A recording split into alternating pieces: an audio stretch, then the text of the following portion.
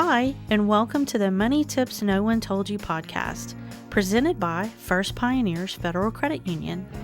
Here at First Pioneers, we're passionate about helping not only our members, but our community becomes financially successful. That success often starts with basic knowledge, things like knowing how different account types work, to understanding terminology, or even tips that make your life easier. The more you know, the more success you will have as you handle your money and your finances. Let's get started. Hi, I'm your host Heather with First Pioneers Federal Credit Union, and in this episode, I want to talk to you about working and the things that go along with it, especially with so many young people graduating school and getting out into the workforce. There's actually a lot to consider with a job.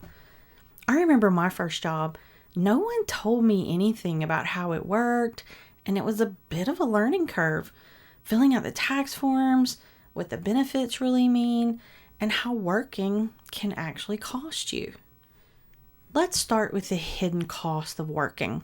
And I know what you're thinking. It's going to cost me to work? Well, yes, in some ways it can. So as you begin applying for jobs, you may want to consider what it will cost. First, how will you get to and from work? Do you need a car? Will you need a bus ticket or a train ticket? Because all of those things have a cost involved. Consider if you're driving. Think about the distance of the job. At the time of this recording, gas prices were almost $5 a gallon where I live.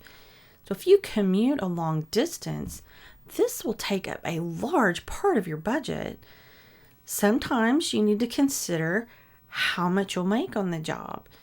If it's an entry-level job where the pay rate is a little lower, say $8 to $10 an hour, maybe try to get something a little closer to where you live.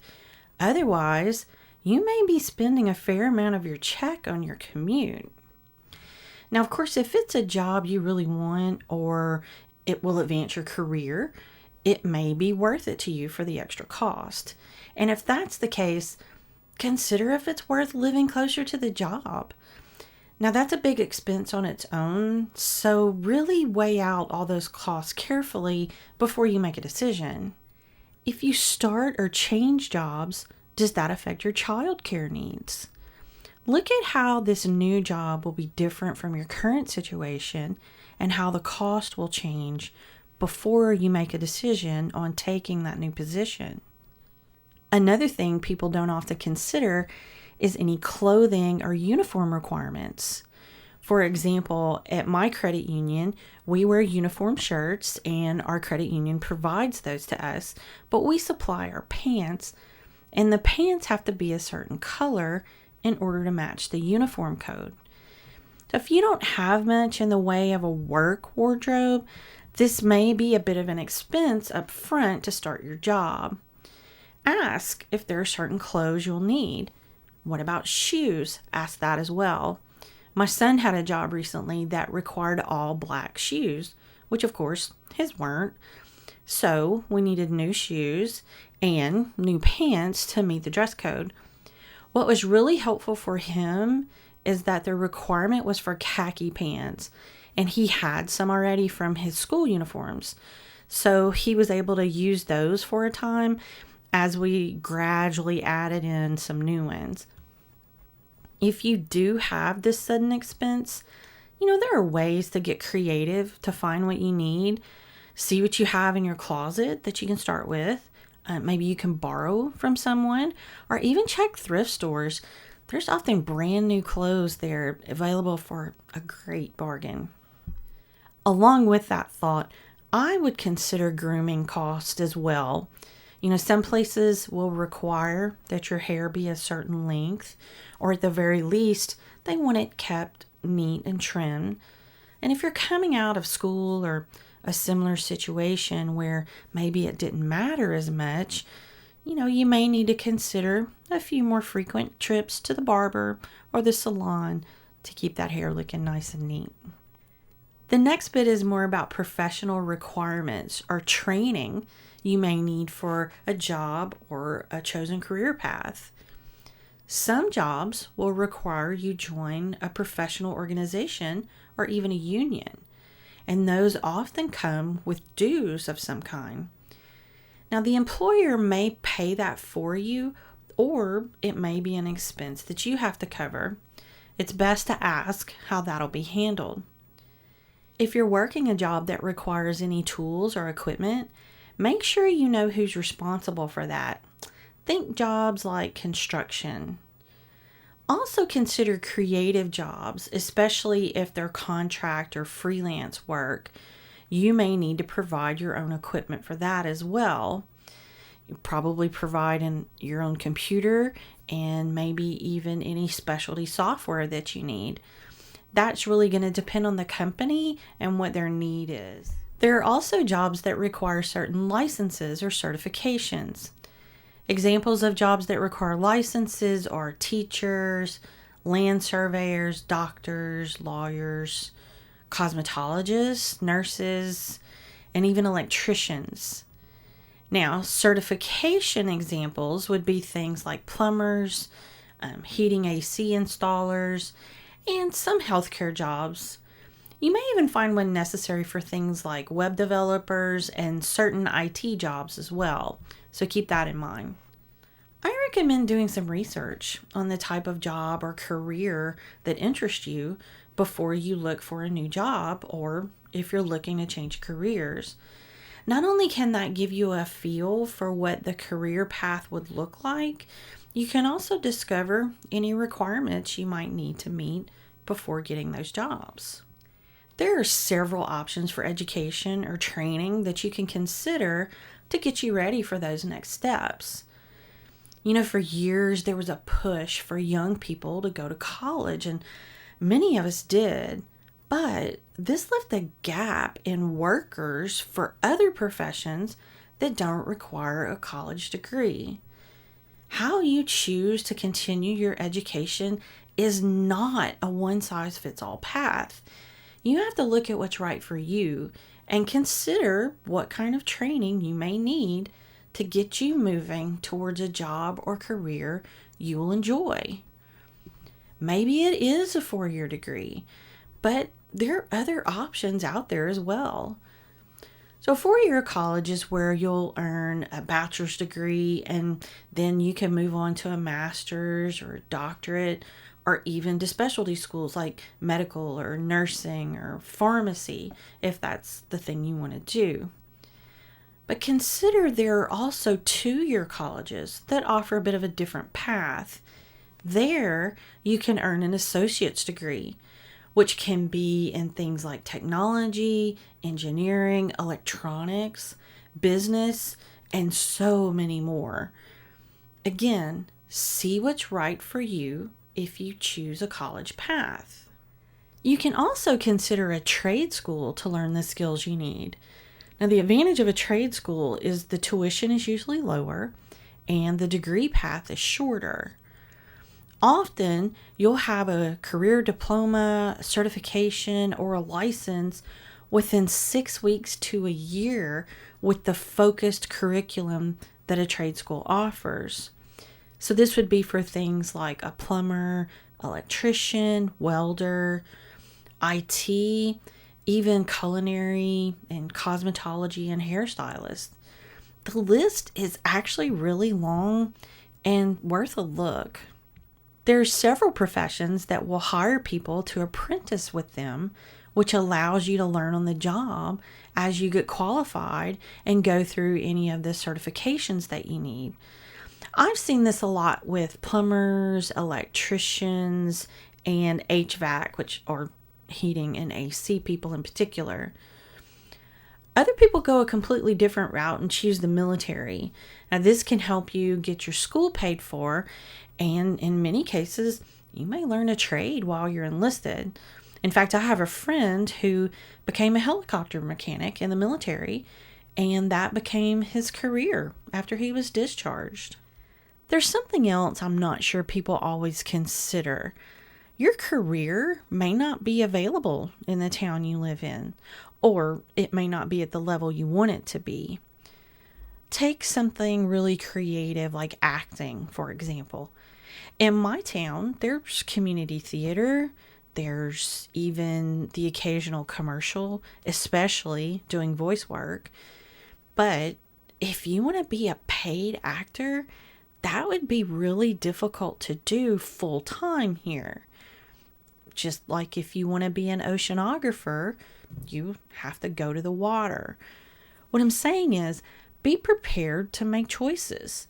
There may come a time where you change your career path so you can live where you want, or you live where your career can exist and thrive. Now, virtual offices and working from home change the landscapes of modern offices. And that may make it easier for some to work no matter where they are.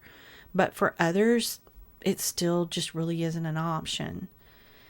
Many are even choosing to open their own business and leave the workforce so they can do what they love and live in a way that they want. Again, your choices need to reflect what works for you and your life. Now that we've talked about some things to get you ready for work, I want to talk about the benefits and the paycheck once you get there. You may get a job offer that has compensation packages with it. And you may be thinking, but I want the money in my pocket, not the benefit. I'd ask you to reconsider that. Some benefits offered by your employer have real value and they make your life better. First one on that list is paid leave. This may be in the form of vacation time or sick time. Some combine it and call it PTO, or paid time off. There's most likely a structure of how you'll earn the time. Usually, as you work a certain number of hours, you earn a certain amount of paid time off. And it may be that the longer you're with the company, the more PTO you get. For example, after being there a year, maybe you get 1 week vacation. After 3 years, you get 2 weeks. After 5 years, you get 3 weeks, and so on, until you'll probably reach all that the company offers. Maybe that's 5 weeks or more. It really just depends on the company and their policies. Sick time in particular is usually something additional that you accrue as you work. So maybe it's not truly money in your pocket, but when you get sick and can take a day off without missing pay, that's definitely money in your pocket. Same if you want to go somewhere. You can take time off for a trip or just relax and get paid if you have paid vacation time. Another benefit often offered is insurance. The most common is for medical, so this is for doctor visits, tests, hospitals, and things like that. Some companies also offer insurance that includes dental and vision coverage as well. Now, insurance can be handled a variety of ways. The employer may offer it, but you pay for it, so it comes out of your check. Even though you're paying for it, it will most likely be a lot cheaper premium than if you tried to do it yourself, so it's still a good deal. Sometimes the employer will pay it in full, or they pay part and you pay the rest. You'll also most likely have the option to put your spouse or your children on your policy as well. That's almost always for you to pay, but again, it's doubtful you could get that kind of coverage on your own. You can always take a look at what's being offered and see if it's your best option. I know for me, for years, my employer offered insurance, but they were really small, so the premium was really high and it was my responsibility. So it was actually cheaper for me to be on my husband's policy at his work than to pay at my job. And some people have multiple policies and use both. It's all in what works for you. You can always discuss your options with your HR department and see what'll work for you. Another thing I've been seeing more and more of is wellness programs. You're basically given incentives to stay healthy. I mean, when you think about it, It can make your company's insurance cheaper if there are less claims and less people using it. It may be as simple as showing the steps you've taken all day, or joining a gym, or even showing that you went to a preventative doctor's appointment. It depends on the program and the company, but there can be some really great gifts or bonuses if you participate.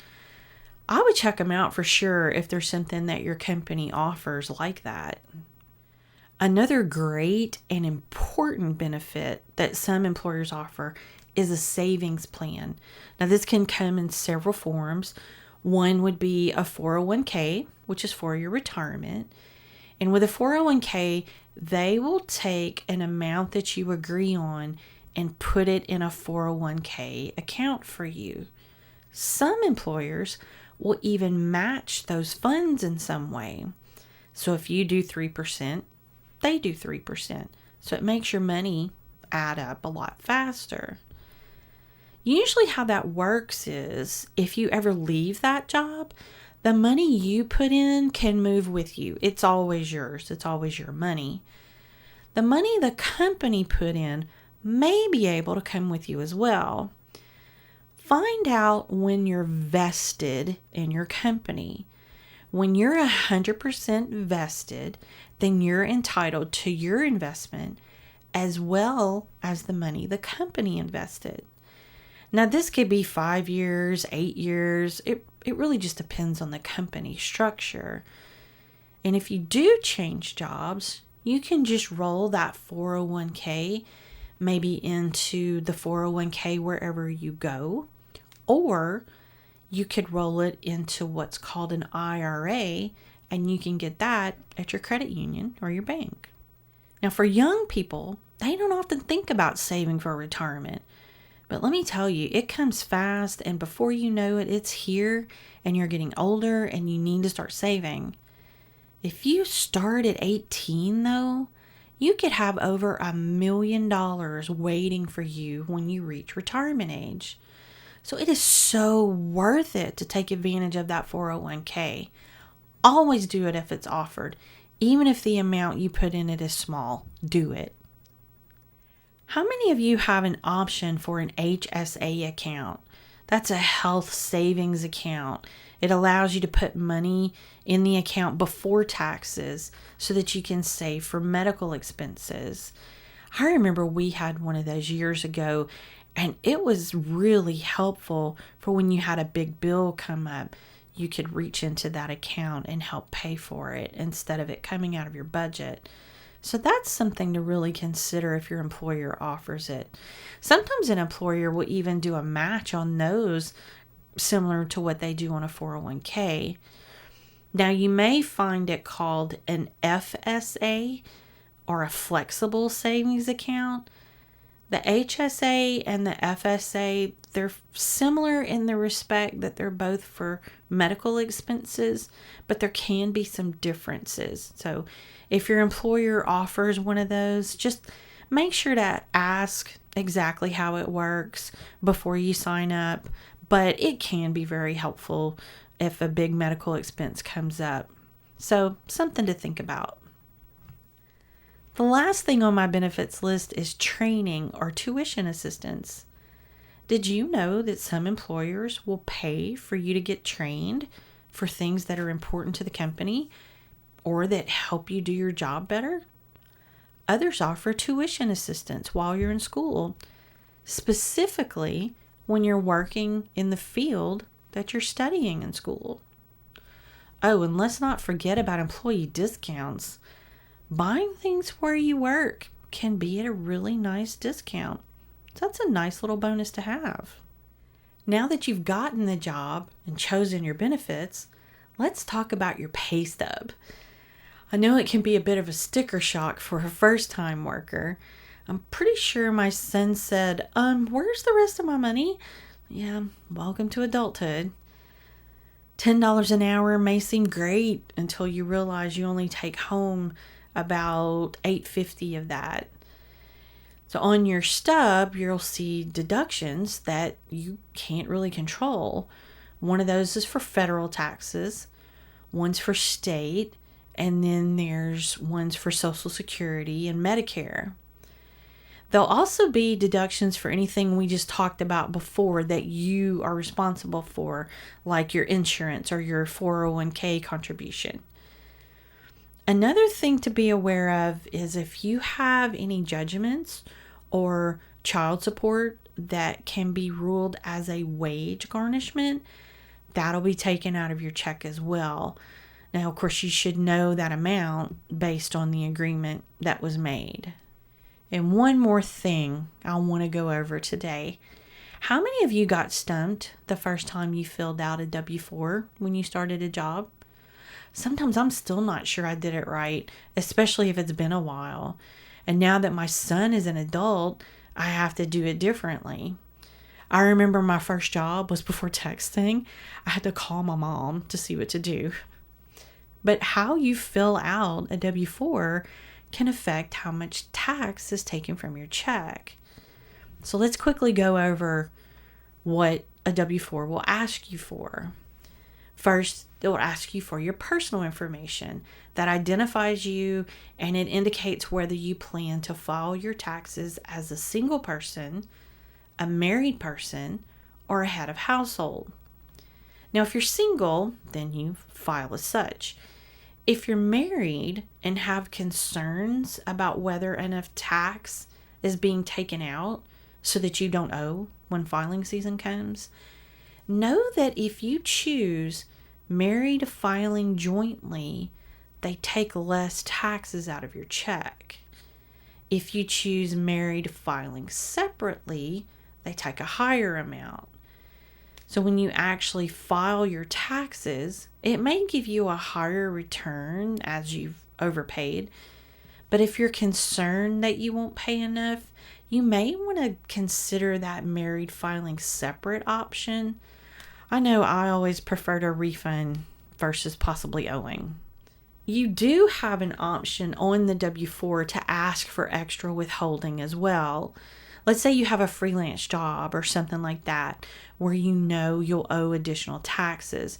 This could be a good way to make sure you have enough taken out to pay that. I've actually done two different things. One was have an extra amount taken out of my regular check. Another was taking about 25% of each of my freelance jobs I was paid for and putting it aside in a savings account for my taxes. And then I use that to pay at tax time. The key is just make sure you have a plan to pay that extra that you'll owe. After that, you put your number of children or other dependents. Then the last step allows you to indicate other reasons to withhold more or less from your paycheck. Passive income from investments, for example, may increase your annual income and the amount of taxes that you owe. Itemizing deductions may lower the amount of taxes that you owe. These may be reasons to adjust your withholding on the W-4. If you're unsure on how to proceed on that, you may need to speak to a tax advisor and let them guide you through that. But if you don't have a lot of things like that to consider, then I would just keep the deduction standard.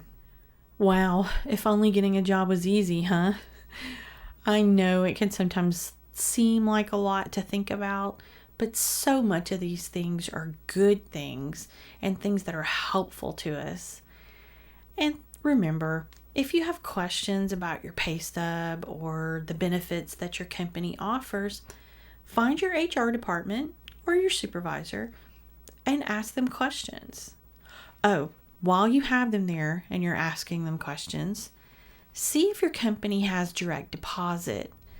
Did you know that if you sign up for direct deposit, your paycheck will be put directly into your account? That can be a checking or a savings or even both. It's a great way to save. I mean, you never miss money that you never see, right? So designate a certain amount to go in a savings account out of every paycheck. And trust me, you will watch it add up fast. One more thing. Did you know that the current trend is for financial institutions to deposit direct deposit checks up to 2 days early. It's absolutely worth it. So check it out and sign up.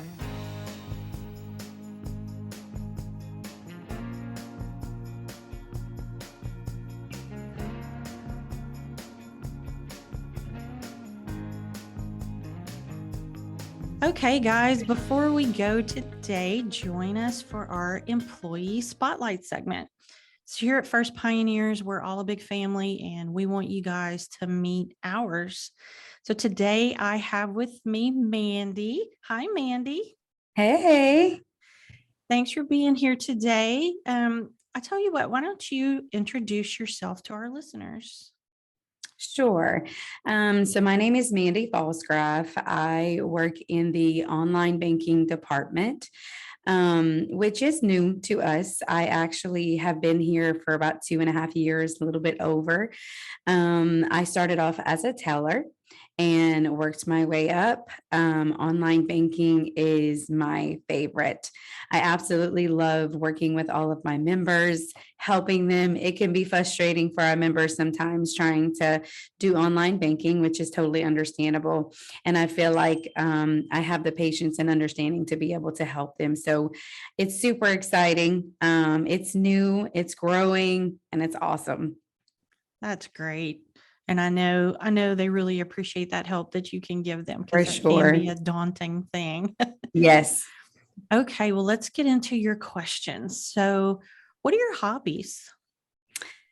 My hobby, which I get from my mom, is crafting. I started with making jewelry probably 15, maybe a little bit more years ago. Just was looking for something, to fill my empty time, which I don't have so much anymore, but I still do my best to do my crafting. And then now I have a Cricut, so I enjoy making things. I made Easter baskets, things like that. I just love it. It's relaxing. It's awesome. That sounds really fun. A Okay, next question. What is a fun fact that most people don't know about you? fun fact is I love the beach. Fun. I could sit on the beach when my husband and I get a chance to go. We try to go a few times a year. We literally sit there for hours on end, in and out of the water. It's actually not something that I've always enjoyed because I never really got to experience it. So when I met my husband, that was his love, was the beach. So I was like, okay, let me try this thing. And it's like, it's secretly my favorite thing to do ever. Oh, well, the beach is so fun. And how neat that y'all get to share that now. That's really great. Yes, it's awesome. That's Yes. awesome. Okay, and last one. How do you define success? I seek success in different ways that other people do. I seek success from the small things, just little bitty things that, to you may be hard, whether it's learning to drink more water or, learning to be more patient with somebody or, just even the bigger things, which is, our dreams in life. I don't feel like a success has to be that big. It could be just the very small things. Waking up a little early to exercise. Just one day for me is a success. Different things like that. So success, I don't feel like success has to be, what I want to do when I retire. That's going to be my success, or whatever. Just the very small things. And I can succeed at those little bitty things, things like that I can get done in a timely manner. That's a success to me. So I agree. That sense of accomplishment, and it certainly adds up. Those small things add up over time. yes. Well, thank you very much for being here. We really appreciate it, and we've enjoyed getting to know you better. It. Yes, yes. Well, thanks everyone for joining us for our employee spotlight, and we'll be back for another one next time. Thank you so much for joining us today. You've just watched our YouTube version of our Money Tips No One Told You podcast. There is also a blog version on our website at firstpioneers.com. You can always find us at any of our branches in Lafayette or New Iberia, Louisiana, on our website or on any of our socials. We're here to help you in any way that we can, and we really appreciate you watching. See you next time.